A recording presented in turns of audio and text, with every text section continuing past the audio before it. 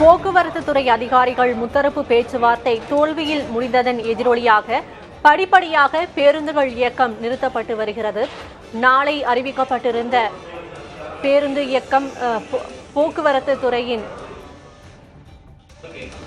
முழுவதுமாக பேருந்துகள் இயக்கம் நிறுத்தப்படும் என்று அறிவிக்கப்பட்ட நிலையில் இப்போது படிப்படியாக பேருந்துகள் இயக்கம் நிறுத்தப்பட்டிருக்கிறது.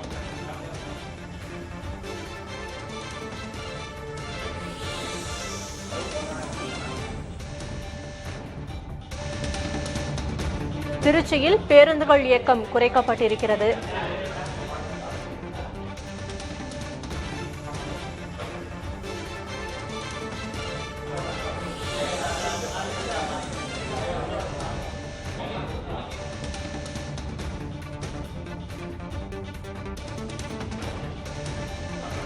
நாளை வேலைநிறுத்தம் தொடங்குவதையொட்டி தற்போதில் இருந்தே பேருந்துகள் இயக்கம் நிறுத்தப்படுவதாக தொழிற்சங்கம் அறிவித்திருக்கிறது. ஊதிய ஒப்பந்தம் நடத்தணும், இது வரைக்கும் நடத்தல. எப்பவுமே ஒரு குழு போடுவாங்க, குழு போட்டு அந்த பேச்சுவார்த்தை துவங்குவாங்க. இது வரைக்கும் அந்த மாதிரி எந்த இதுவும் இல்லை.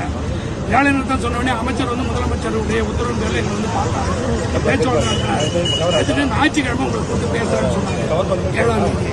ஆனால் பேசல. சரி, நாங்கள் பொறுமையாக காத்திருந்தோம்.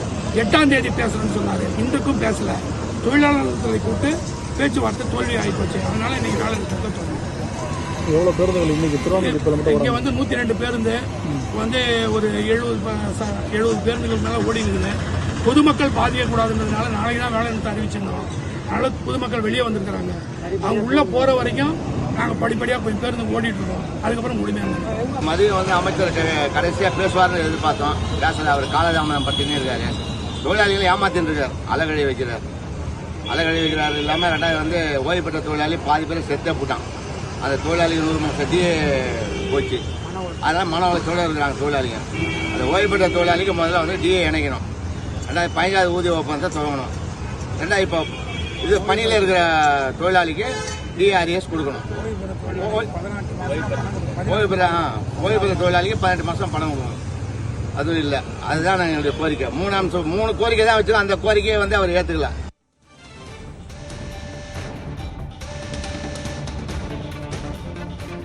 போக்குவரத்து தொழிலாளர்களின் வேலைநிறுத்த போராட்டம் நாளை தொடங்கும் என்று அறிவிக்கப்பட்டிருந்த நிலையில் இன்றை படிப்படியாக தொடங்கப்பட்டிருக்கிறது. விவரங்களை வழங்குவதற்காக செய்தியாளர் சாந்தகுமார் இணைந்திருக்கிறார். சாந்தகுமார், தற்போது பள்ளி முடியும் நேரம், இன்னும் சற்று நேரத்தில் அலுவலக வேலை நேரம் முடிந்து மக்கள் வீடு திரும்பும் நேரத்தில் போக்குவரத்தின் இயக்கம் படிப்படியாக குறைக்கப்பட்டிருக்கிறது. தற்போதுள்ள நிலவரம் என்ன? தற்போது நாம் இருக்கக்கூடிய இடம் திருவான்மையூர் பணிமனை. இங்கிருந்து பேருந்துகள் குறைந்த அளவு இயக்கப்படுகிறது. காரணம், இந்த போக்குவரத்து தொழிலாளர்கள் முத்தரப்பு பேச்சுவார்த்தையில் ஈடுபட்டார்கள். இந்த முத்தரப்பு பேச்சுவார்த்தை தோல்வியில் முடிந்தது. இந்த தோல்வியை முடிந்ததை அடுத்து அண்ணா தொழிற்சங்கம் அறிவித்திருந்தது. அதே போல பல்வேறு தொழிற்சங்கங்கள் அறிவித்திருந்தது. நாளை அறிவித்திருந்த வேலை நிறுத்த போராட்டம் அறிவித்தபடி நடைபெறும் என்று தெரிவித்திருந்தார்கள். ஆனால் முத்தரப்பு பேச்சுவார்த்தை தோல்வியடைந்ததை தொடர்ந்து இன்றைய தினமே திருவான்மியூர் பணிமனையில் அவர்கள் பெயர் பலகையில் குறிப்பிட்டிருக்கிறார்கள். இந்த மாநிலம் தழுவிய இந்த வேலை நிறுத்த போராட்டம் தொடங்கியது என்ற அறிவிப்பை தொடர்ந்து படிப்படியாக இந்த பேருந்துகளை இயக்குவதை குறைத்து வருகிறார். பொதுமக்கள் பாதிக்கப்படக்கூடாது என்பதற்காக இந்த பேருந்துகளை தற்போது இயக்குவதாகவும் நாளை முதல் 100% பேருந்துகள் ஓடாது என்று தெரிவித்திருக்கிறார்கள்.